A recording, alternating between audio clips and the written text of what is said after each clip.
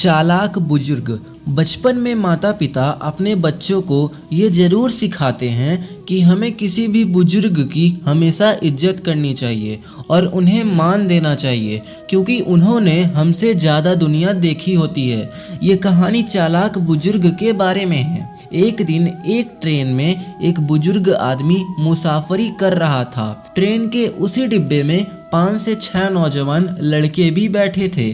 तभी उस नौजवान लड़के के मन में कुछ शरारत करने का ख्याल आता है।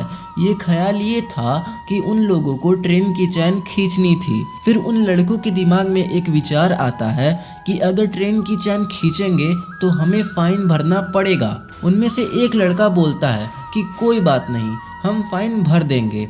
सभी लोग 100-100, 150-150 रुपए इकट्ठा कर लो, जितना भी फाइन लगेगा हम भर देंगे। सभी ने पैसे इकट्ठे कर लिए। पूरे मिलाकर 900 रुपए इकट्ठे हुए।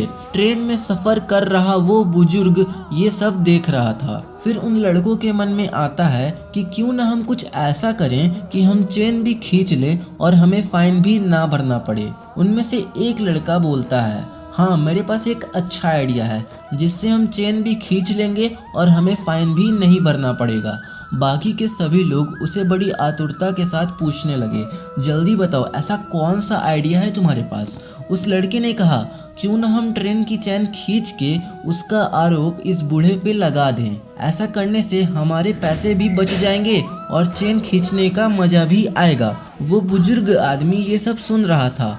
उसने उन लड़कों से ये भी कहा कि मुझे क्यों परेशान कर रहे हो, लेकिन वो सभी लड़के बोल रहे थे कि नहीं, हम तो परेशान करेंगे। इतने में एक लड़के ने चैन खींच दी। वो बुजुर्ग आदमी सोच रहा था कि अब तो कुछ हो ही नहीं सकता है। वो चुपचाप बैठ गया। कुछ देर में ट्रेन के अधिकारी आए और उन्होंने पूछा कि ये ट्रेन की चैन किसने खींची है। उन सभी लड़कों ने कहा कि उस बूढ़े आदमी ने चेन खींची है।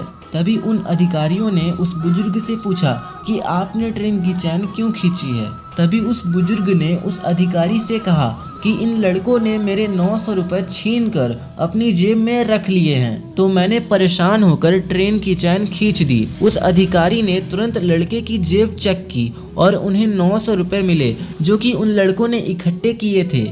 उन्होंने वो 900 रुपये उस बुजुर्ग को दे दिए और उन सभी को कार्यवाही के लिए पुलिस स्टेशन में बुलाया। सभी लड़के अपने किए पर पछता रहे थे, लेकिन अब पछताने का कोई फायदा नहीं था। कहानी से शिक्षा, हमें किसी बुजुर्ग आदमी से कुछ न कुछ सीखना चाहिए, ना कि उन्हें परेशान करने के बारे में सोचना चाहिए, क्योंकि हम जो काम आज कर रहे हैं वो ये काम कई साल पहले ही करके बैठे हैं। इसलिए हमें उनका आदर करना चाहिए।